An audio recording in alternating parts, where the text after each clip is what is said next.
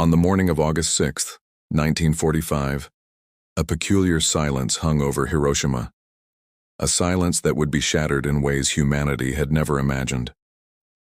Captain Robert Lewis sat in the cockpit of the B-29 superfortress named Enola Gay, his hands trembling slightly as he watched Colonel Paul Tibbets navigate through the pre-dawn darkness. They carried a weapon so devastating that even the men who built it questioned whether they should unleash it upon the world. Little Boy, as the uranium-based atomic bomb was codenamed, rested in the bomb bay, its 9,000-pound mass containing the equivalent of 15,000 tons of TNT. The Japanese Empire stood at a crossroads it refused to acknowledge. Despite devastating losses across the Pacific, despite the firebombing of Tokyo that had killed over 100,000 civilians in a single night, despite the systematic destruction of their naval and air forces, the military leadership clung to the doctrine of Gyokusai, fighting to the last man, the honorable shattering of the jewel. Emperor Hirohito watched helplessly as his generals planned Operation Ketsugo, a suicidal defense of the home islands that would mobilize every man, woman, and child capable of holding a bamboo spear. The Supreme Council for the Direction of the War, known as the Big Six, remained deadlocked, with War Minister Korichika Anami insisting that surrender was unthinkable, as documented in Richard Rhodes's Pulitzer Prize-winning work, The Making of the Atomic Bomb. The Manhattan Project had consumed over $2 billion and employed 130,000 people across secret facilities in Los Alamos, Oak Ridge, and Hanford, yet fewer than a dozen individuals understood the project's full scope. President Harry Truman, who had only learned of the atomic bomb's existence upon Franklin Roosevelt's death in April, now bore the terrible responsibility of deciding whether to use it. His military advisors presented him with two options: continue the conventional bombing campaign and prepare for a ground invasion that could cost 1 million Allied casualties, or deploy this new weapon that might shock Japan into immediate surrender. The city of Hiroshima awoke to what seemed like another ordinary wartime morning. Housewife Akiko Takakura prepared breakfast for her family, unaware that she would soon become one of the hibakusha, the explosion-affected people. Dr. Terufumi Sasaki began his rounds at the Red Cross Hospital, tending to patients who suffered from malnutrition and the lingering effects of previous bombing raids. 13-year-old Sadako Sasaki ran through the streets playing with her friends, her spirit undimmed by the war's privations. 345,000 people went about their morning routines, their lives about to be divided into an eternal before and after. At 8:14:30, the world changed forever. The Enola Gay's bombardier, Major Thomas Farabee, released Little Boy over the Ayoi Bridge, the distinctive T-shaped structure that served as his aiming point. The bomb fell for 43 seconds, its barometric fuses counting down the altitude. At approximately 1,900 feet above the city center, the uranium projectile slammed into its target rings, achieving critical mass. For 1/10,000,000th of a second, a nuclear chain reaction occurred, and the temperature at the hypocenter reached several million degrees Celsius, hotter than the surface of the sun. The flash came first, a light so intense that it bleached shadows permanently into stone and wood, creating haunting silhouettes of people who would never cast shadows again. Those who looked directly at the burst were instantly blinded, their retinas seared by radiation equivalent to staring into 1,000 suns. Within 1 mile of the hypocenter, human bodies simply ceased to exist, vaporized so completely that only their shadows remained as testament to their presence. The heat was so tremendous that it melted roof tiles, fused sand into glass, and caused clothing patterns to burn into skin, creating grotesque tattoos that marked the survivors for life. The blast wave followed microseconds later, expanding outward at over 700 miles per hour. Buildings constructed of wood and paper, which comprised most of Hiroshima's residential districts, exploded outward and then imploded as the pressure wave reversed. The iconic atomic bomb dome, then known as the Hiroshima Prefectural Industrial Promotion Hall, stood almost directly beneath the blast point. Its European-designed structure, though gutted and skeletal, somehow remained partially standing, destined to become a monument to humanity's darkest achievement. Reinforced concrete buildings within 800 meters of ground zero had their interiors completely destroyed, while their exterior walls remained, creating hollow shells that stood as tombstones for the thousands who had sought shelter inside. Dr. Michihiko Hachiya, director of the Hiroshima Communications Hospital, found himself thrown from his bed by a force he could not comprehend. In his diary, later published and providing invaluable first-hand testimony, he described wandering through streets he no longer recognized, naked and bleeding, surrounded by thousands of ghost-like figures with their skin hanging in strips from their bodies. The injured walked with their arms held out before them, a posture that reduced the pain from their burns, creating processions of living dead that shuffled through the burning ruins. Many walked toward the 7 rivers that flowed through Hiroshima, driven by an unquenchable thirst, only to die on the riverbanks or drown in the water they desperately sought. 15-year-old Akihiro Takahashi was standing in the courtyard of his school when the bomb detonated. The blast threw him backward, and when he regained consciousness, his skin hung from his arms like translucent gloves. He joined thousands of other students who had been mobilized for war work, creating fire breaks by demolishing buildings, an ironic task given what was about to destroy their city. These young people, members of the student mobilization program, suffered disproportionately high casualties because they were working outdoors in exposed positions when the bomb fell. Takahashi survived to become one of the most powerful witnesses to the bombing, though he carried his scars, both physical and psychological, until his death. The firestorm began approximately 20 minutes after detonation, as thousands of individual fires merged into a single conflagration. The intense heat created its own weather system, with winds reaching speeds of 50 to 60 miles per hour, rushing inward toward the fire's center, feeding the flames with fresh oxygen. Black rain began to fall, heavy drops laden with radioactive ash and debris from the mushroom cloud that had climbed 9 miles into the stratosphere. This contaminated precipitation fell on the northwestern suburbs, exposing people who had been outside the initial blast radius to dangerous levels of radiation. They would join the ranks of the hibakusha, developing cancers and other illnesses years or even decades later. In Tokyo, 350 miles away, the initial reports from Hiroshima made no sense to military headquarters. Radio communications with the city had simply ceased, as if Hiroshima had been erased from existence.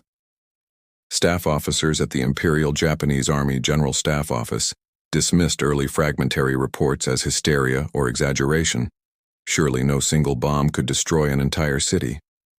Previous conventional bombing raids, even the massive B-29 formations that had devastated Tokyo, required hundreds of aircraft dropping thousands of incendiary bombs over several hours. The concept of a single aircraft delivering such destruction exceeded their conceptual framework for warfare. Foreign Minister Shigenori Togo received confirmation of the attack's magnitude by late afternoon on August 6th and immediately pressed for an emergency cabinet meeting.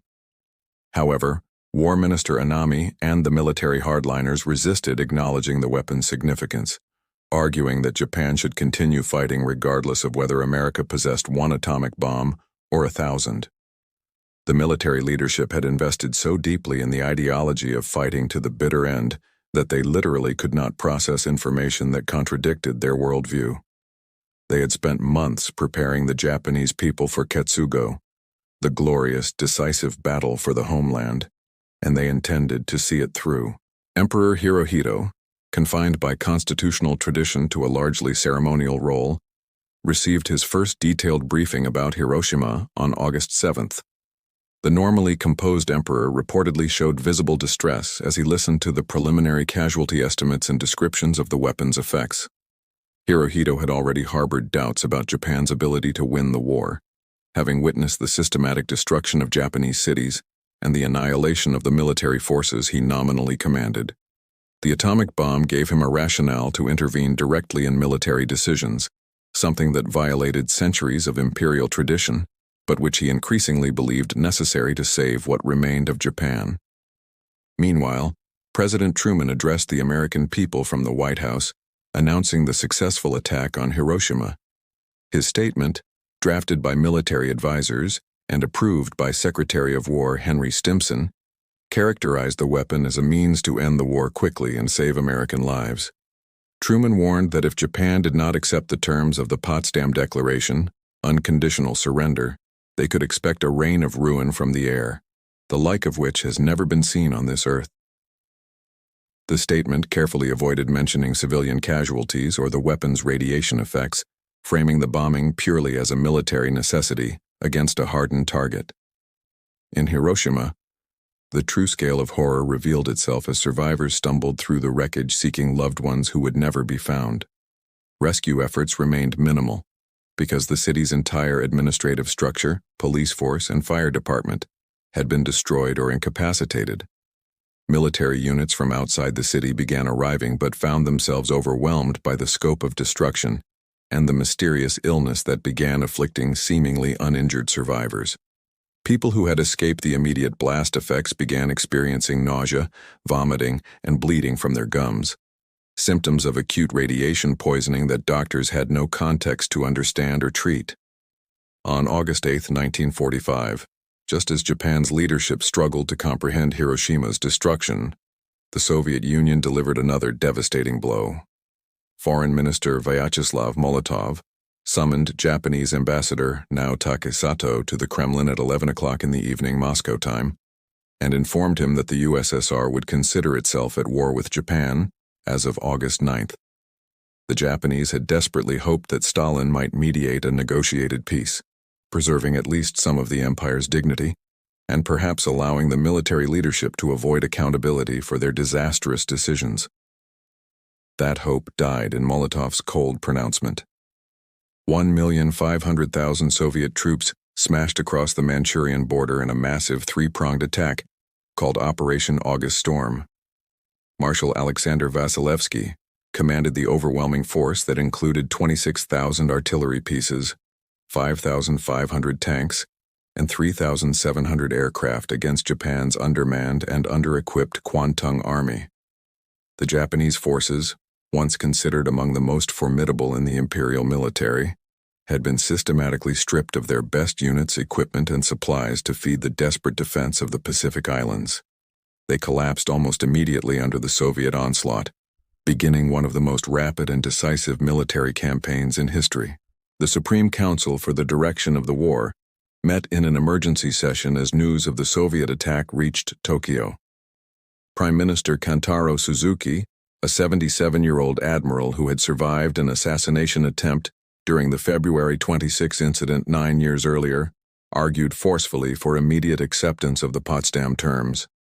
Navy Minister Mitsumasa Yonai supported him, as did Foreign Minister Togo, creating one faction that recognized the war's inevitable conclusion. Opposed to them stood War Minister Anami, Army Chief of Staff Yoshijiro Umezu, and Navy Chief of Staff Soemu Toyoda, who incredibly continued to argue for fighting on, believing that a sufficiently bloody defense of the home islands might still secure better surrender terms. At 3:47 in the morning on August 9th, while the Big Six remained deadlocked in Tokyo, Major Charles Sweeney piloted the B-29 Boxcar toward its primary target, the city of Kokura. The plutonium implosion bomb Fat Man, weighing 10,800 pounds, rested in the bomb bay. Kokura, home to one of Japan's largest munitions arsenals, was obscured by clouds and smoke from a nearby firebombing, forcing Sweeney to divert to his secondary target after 3 unsuccessful bombing runs. At 11:02 in the morning, Bombardier Captain Kermit Behan identified a break in the clouds over Nagasaki and released Fat Man over the Urakami Valley. Nagasaki's complex topography meant that Fat Man's effects, though devastating, were somewhat contained compared to Hiroshima's flat terrain. The bomb detonated at 1,540 feet above the Urakami Cathedral, the largest Christian church in East Asia, instantly vaporizing the congregation that knelt in prayer inside. The blast ravaged the Mitsubishi munitions factories that were the intended target, but the surrounding hills absorbed much of the explosion's force, inadvertently sparing portions of the city that would have been destroyed had the bomb fallen on flat ground. Still, within the first second, temperatures exceeded 7,200 degrees Fahrenheit, and approximately 40,000 people died instantly. Dr. Takashi Nagai, a radiologist and Catholic convert who had been studying in his home 3 kilometers from Nagasaki's hypocenter, emerged from the rubble to discover his wife had been incinerated, leaving only her rosary beads behind. Despite his own injuries and radiation exposure, Nagai immediately began treating survivors at the destroyed medical college where he worked. His subsequent writings, particularly The Bells of Nagasaki, would provide some of the most medically detailed accounts of the atomic bomb's effects, though censorship by both American occupation authorities and Japanese officials would suppress their full publication for years. In Tokyo, the Big Six received news of Nagasaki's destruction while still paralyzed over how to respond to Hiroshima and the Soviet invasion. War Minister Anami continued to advocate for fighting on, arguing passionately that Japan should demand 4 conditions before accepting surrender: preservation of the imperial system, no foreign occupation of the home islands, self-directed disarmament of Japanese forces, and Japanese rather than Allied prosecution of war criminals. These demands, had they been accepted, would have essentially allowed the military leadership that started the war to escape accountability, preserve their power structure, and potentially prepare for future conflict. Prime Minister Suzuki made the unprecedented decision to request an imperial conference, bringing the deadlocked cabinet before Emperor Hirohito himself. At 2 o'clock in the morning on August 10th, in the humid underground shelter beneath the imperial palace, the most powerful moment in modern Japanese history unfolded. The emperor, who by tradition should have remained above political decisions, sat through hours of arguments between the 2 factions. Foreign Minister Togo presented the case for immediate surrender with only one condition: preservation of the imperial institution itself. War Minister Anami, tears streaming down his face, begged his emperor for permission to fight one final decisive battle, promising that Japanese spirit would overcome American material superiority. Hirohito rose from his chair, an action that stunned everyone present, as the emperor's voice was considered so sacred that it was rarely heard in ordinary deliberation. In a voice thick with emotion, the emperor delivered his decision. He had read the reports from Hiroshima and Nagasaki, he said, and could not bear to see his people suffer further. The thought of Japan's soldiers and civilians being subjected to more atomic bombs was unbearable. The continuation of the war, he stated, would result in the obliteration of the Japanese nation and the complete destruction of human civilization. He commanded his ministers to prepare the acceptance of the Potsdam Declaration, with only the single caveat that the imperial system be preserved. The room remained silent after the emperor spoke, the only sound coming from the muffled sobbing of grown men who had committed their entire lives to military service and could not comprehend that their emperor had just commanded them to surrender. War Minister Anami bowed deeply, accepting his emperor's decision despite his personal conviction that fighting on remained possible. The cabinet secretary immediately began drafting the acceptance message, which would be transmitted through Swiss diplomatic channels to Washington. The message went out at 7 o'clock on the morning of August 10th, stating Japan's willingness to accept the Potsdam terms provided that the said declaration does not comprise any demand which prejudices the prerogatives of His Majesty as a sovereign ruler. The American response to Japan's conditional surrender created new tensions within the Truman administration. Secretary of State James Burns drafted a reply that deliberately left ambiguous the fate of the emperor, stating that from the moment of surrender, the authority of the emperor and the Japanese government to rule the state shall be subject to the supreme commander of the Allied powers.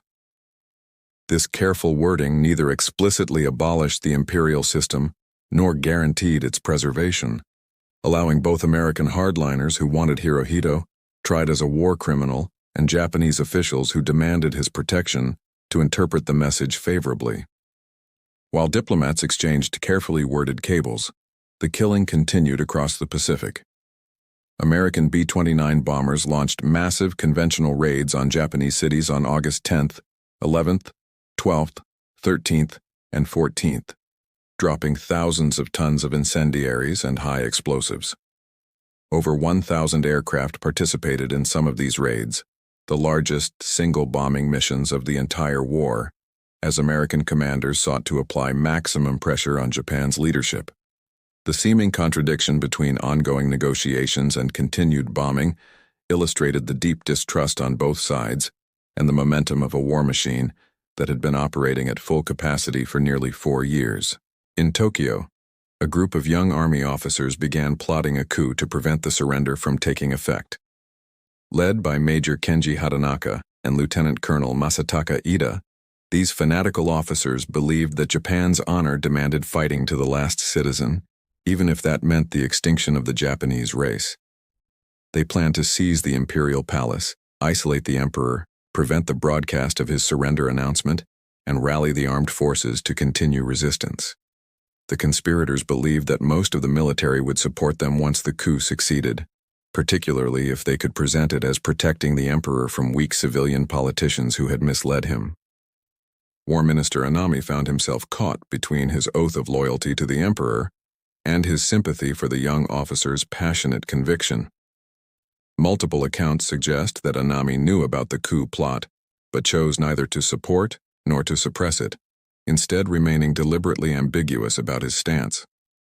He spent August 14th visiting various military units, ostensibly to ensure they would follow the emperor's order to surrender, but his emotional speeches about Japanese martial spirit may have inadvertently encouraged the conspirators. Anami embodied the impossible contradiction at the heart of Japan's military culture: absolute obedience to the emperor and equally absolute devotion to the principle that surrender was dishonorable. On the afternoon of August 14th, Emperor Hirohito entered the studios of the Imperial Palace to record his surrender announcement, the first time most Japanese citizens would hear their emperor's voice. The recording, made on a wax disc using NHK's primitive equipment, captured Hirohito reading the imperial rescript on the termination of the Greater East Asia War in classical court Japanese, so archaic and formal that many ordinary citizens would struggle to understand it. The recording referred to the atomic bombs as a new and most cruel bomb, the power of which to do damage is indeed incalculable, taking the toll of many innocent lives, avoiding any mention of Japanese responsibility for starting the war or the atrocities committed across Asia. As darkness fell on August 14th, Major Hatanaka and his co-conspirators launched their coup attempt. At approximately 10 o'clock in the evening, they surrounded the Imperial Palace and disconnected its communication lines, attempting to isolate the emperor and the recording of his surrender announcement. Lieutenant General Takeshi Mori, commander of the 1st Imperial Guards Division, refused to support the coup and was assassinated in his office by the conspirators, who then forged his orders to mobilize the Guards Division. For several hours, rebel troops searched desperately for the recording, unaware that it had been smuggled out of the palace, hidden in a basket of documents by a chamberlain who had anticipated such an attempt. Eastern District Army Commander General Shizuichi Tanaka arrived at the palace shortly after midnight and confronted the rebel troops directly. In a dramatic scene, Tanaka personally ordered the soldiers to stand down, appealing to their loyalty to the emperor and reminding them that defying His Majesty's direct command was the ultimate violation of everything they claimed to hold sacred. The troops, many of whom had been unaware that they were participating in a coup against the emperor's wishes, began lowering their weapons. Major Hatanaka, realizing his plot had failed and facing the shame of having disobeyed his emperor, drove to the plaza in front of the Imperial Palace and committed suicide, shooting himself in the head after distributing leaflets urging continued resistance. At dawn on August 15th, War Minister Anami performed ritual suicide in his home. His final written statement expressed regret for failing to serve his emperor properly and begged forgiveness for the great crime of opposing surrender. The act reflected the impossible position Anami had occupied in the final days, torn between his military indoctrination that portrayed surrender as the ultimate dishonor and his deeper loyalty to the emperor who commanded him to accept defeat. Over 500 military officers would follow Anami's example in the coming days, unable to reconcile themselves to Japan's capitulation, their suicides serving as final protests against a reality they could not accept. At noon on August 15th, air raid sirens wailed across Japan, but instead of warning of approaching bombers, they summoned the population to their radios for the emperor's unprecedented broadcast. Millions of Japanese citizens knelt or stood in stunned silence as they heard the high-pitched, thin voice of their living god, acknowledging that the war situation has developed not necessarily to Japan's advantage. The archaic language and formal court pronunciation made the speech difficult to understand, but the message's essential meaning penetrated regardless. The phrase "endure the unendurable and suffer what is insufferable" became seared into Japanese collective memory, capturing the moment when an entire nation had to confront the collapse of everything they had been taught to believe. In Hiroshima and Nagasaki, the hibakusha listened to the emperor's broadcast amid ruins that illustrated precisely why surrender had become necessary. Approximately 140,000 people had died in Hiroshima by the end of 1945, and approximately 70,000 in Nagasaki, though exact figures remain impossible to determine given the complete destruction of city records and the unknown number of workers, soldiers, and forced laborers present in both cities.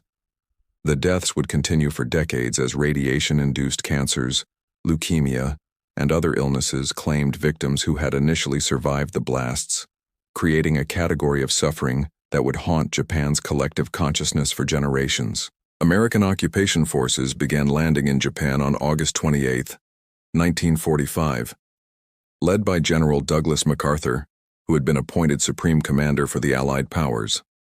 The formal surrender ceremony took place on September 2nd, aboard the battleship USS Missouri anchored in Tokyo Bay. Foreign Minister Mamoru Shigemitsu signed the instrument of surrender on behalf of Emperor Hirohito and the Japanese government, while General Yoshijiro Umezu signed for the Imperial General Headquarters. MacArthur's brief speech emphasized that the issues involving divergent ideals and ideologies have been determined on the battlefields of the world, and hence are not for our discussion or debate, attempting to frame the surrender as a practical end to conflict rather than a moral judgment. The decision to use atomic weapons against Japan remains one of history's most controversial debates, with scholars, ethicists, and military historians continuing to argue over its necessity and morality 8 decades later. Defenders of the decision point to intelligence estimates that Operation Downfall, the planned invasion of Japan's home islands, could have resulted in millions of casualties on both sides. Military planners had ordered so many Purple Heart medals in preparation for the invasion that the supply lasted through the Korean War, Vietnam War, and into modern conflicts. The Japanese government had mobilized the entire civilian population for suicidal resistance, distributing sharpened bamboo spears and organizing schoolgirls to serve as suicide bombers against landing forces. Critics of the atomic bombings argue that Japan was already on the verge of surrender, that the Soviet entry into the war would have been sufficient to force capitulation, and that Truman and his advisors knew this, but chose to use the bombs for political reasons unrelated to ending the war quickly. The targeting of cities with large civilian populations rather than purely military targets, the decision to bomb Nagasaki before Japan had adequate time to respond to Hiroshima, and the suppression of scientist recommendations for a demonstration bombing of an uninhabited area all support this perspective. The post-war strategic bombing survey concluded that Japan would have surrendered before November 1945, even without the atomic bombs and without a Soviet entry into the war. The hibakusha and their descendants continued to live with the consequences of those 2 August mornings. Radiation exposure caused elevated rates of leukemia appearing 2 to 3 years after exposure, peaking around 7 years later, followed by increased rates of thyroid, lung, breast, stomach, and other cancers appearing throughout the survivors' lifetimes. Beyond the physical effects, the hibakusha faced severe social stigma in Japan, with many concealing their exposure history to avoid discrimination in marriage prospects and employment. The Radiation Effects Research Foundation, originally established by the American Atomic Bomb Casualty Commission, continues studying survivors and their children, creating the most comprehensive long-term data on radiation exposure's effects on human health. The nuclear age that began over Hiroshima has shaped global politics and human consciousness for 8 decades. The brief American monopoly on atomic weapons ended in August 1949, when the Soviet Union successfully tested its first atomic bomb. beginning an arms race that would see both superpowers build arsenals capable of destroying human civilization multiple times over. The doctrine of mutually assured destruction emerged from the recognition that nuclear weapons had made major war between great powers suicidal, creating a paradoxical peace maintained by the threat of apocalypse. 9 nations now possess nuclear weapons, with approximately 13,000 warheads in global arsenals, a number that has declined from Cold War peaks but remains sufficient to end human civilization. On August 6th and 9th each year, ceremonies in Hiroshima and Nagasaki commemorate the atomic bombings and advocate for nuclear disarmament. The Peace Memorial Museum in Hiroshima preserves artifacts from the bombing: a child's lunchbox with its contents carbonized, a watch stopped at 8:15, the shadow of a person permanently burned into stone steps. These objects serve as witnesses to what happened when humanity crossed the threshold from conventional to nuclear warfare. The museum makes no explicit judgment about whether the bombings were justified, instead presenting the historical facts and the human consequences, allowing visitors to reach their own conclusions about whether any military objective could justify such destruction. The question of whether the atomic bombs ended the war, or whether Japan would have surrendered anyway, may never be definitively resolved, as it requires assessing counterfactual scenarios that never occurred. What remains beyond dispute is that the bombs achieved their immediate objective. Japan surrendered within days of Nagasaki's destruction, avoiding what would likely have been the bloodiest campaign of the entire Pacific War. The Japanese people were shocked not just by the weapon's destructive power, but by the sudden and absolute end to a conflict they had been told Japan would never lose. The twin catastrophes of Hiroshima and Nagasaki became the crucible in which post-war Japan was forged, transforming from militaristic empire to pacifist democracy, from the nation that conducted the rape of Nanking to a country whose constitution renounces war as a sovereign right forever.